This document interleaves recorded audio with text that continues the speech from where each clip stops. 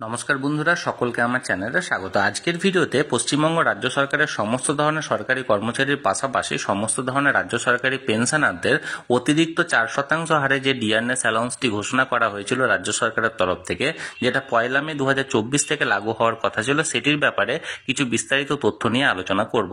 ভিডিওটি সকল সরকারি কর্মচারীদের পাশাপাশি সকল পেনশনারদের জন্য অত্যন্ত গুরুত্বপূর্ণ, তাই প্রথম থেকে শেষ পর্যন্ত অবশ্যই ধৈর্য সহকারে দেখবেন এবং ভালো লেগে থাকলে অবশ্যই একটি লাইক করবেন এবং সকলের সঙ্গে শেয়ার করবেন। আর সেই সাথে এই চ্যানেলে যদি প্রথমবার হয়ে থাকেন এই রকমের ইনফরমেটিভ ভিডিও আরও দেখার জন্য, যারা এখনো পর্যন্ত এই চ্যানেলটিকে সাবস্ক্রাইব করেননি তারা অবশ্যই চ্যানেলটিকে সাবস্ক্রাইব করে নিতে ভুলবেন না।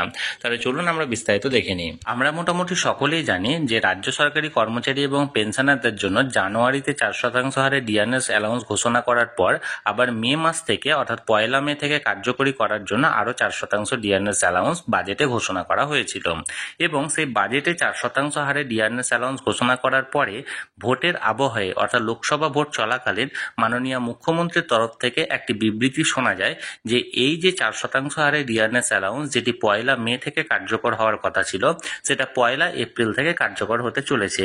এবং যেহেতু সেই সময় এপ্রিল মাসের শেষ চলছে বা মে মাসের শুরু চলছে, তাই সেহেতু এপ্রিল মাসের যে বকেয়া এরিয়াটি সেটি মে মাসের মাইনের সাথে পেয়ে যাবেন। অর্থাৎ মে মাসের যে স্যালারিটা হাতে পাওয়া যায় 1 জুন, সে 1 জুনে একসাথে মে মাসের 4% হারে ডিআরএস অ্যালাউন্স এবং তার পাশাপাশি এপ্রিল মাসের 4% হারে ডিআরএস অ্যালাউন্স দুটোই একসাথে পাওয়া যাবে, অর্থাৎ 4% অতিরিক্ত এরিয়া হিসাবে পাওয়া যাবে। কিন্তু বাস্তবে যখন সকল সরকারি কর্মচারী এবং সকল পেনশনাররা তাদের মে মাসের স্যালারি বা পেনশনটি হাতে পেলেন, তখন দেখা গেল একটি ভিন্ন চিত্র। তখন দেখা গেল যে শুধুমাত্র মে মাসের যে 4% অতিরিক্ত ডিআরএস অ্যালাউন্সটা ঘোষণা করা হয়েছিল, যেটা রাজ্য বাজেটে ঘোষণা করা হয়েছিল, সেটি শুধুমাত্র দেওয়া হয়েছে। এখানে এপ্রিল মাসের বকেয়া 4% ডিআরএস অ্যালাউন্সের যে এরিয়াটা পাওয়ার কথা ছিল মাননীয় মুখ্যমন্ত্রী ঘোষণা অনুযায়ী, সেটি কিন্তু স্যালারিতে ঢোকেনি। এর কারণ হিসাবে যেটা উঠে আসছে, যেহেতু রাজ্য বাজেটে এটা ঘোষণা করা হয়েছে এবং এটা যেহেতু প্রিপ্ল্যান ছিল এবং এই মুহূর্তে যেহেতু ভোটের একটা আবহাওয়া ছিল, তাই অতিরিক্ত 4% ডিআরএস অ্যালাউন্স এটা মে মাসে দেওয়া সম্ভব হয়নি।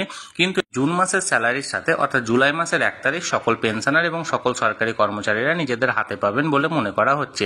তাহলে বন্ধুরা, সকল সরকারি কর্মচারী এবং পেনশনারদের জন্য যে অতিরিক্ত 4% হারে ডিআরএস অ্যালাউন্সের যে এরিয়াটি, সেটি নিয়ে এই মুহূর্তে যে খবরটি বেরিয়ে এসেছিল সেটি সরাসরি আমি আপনাদের সাথে শেয়ার করলাম। এই নিয়ে যদি আপনাদের কোনো মতামত বা কোনো প্রশ্ন থাকে অবশ্যই কমেন্ট করে জানাতে পারেন। আর এই ভিডিওটি ভালো লেগে থাকলে অবশ্যই একটি লাইক করুন এবং সকলের সঙ্গে শেয়ার করুন। আর সেই সাথে এই চ্যানেলে যদি প্রথমবার হয়ে থাকেন এই রকমের ইনফরমেটিভ ভিডিও আরও দেখার জন্য, যারা এখনো পর্যন্ত এই চ্যানেলটিকে সাবস্ক্রাইব করেননি তারা অবশ্যই চ্যানেলটিকে সাবস্ক্রাইব করে রাখুন।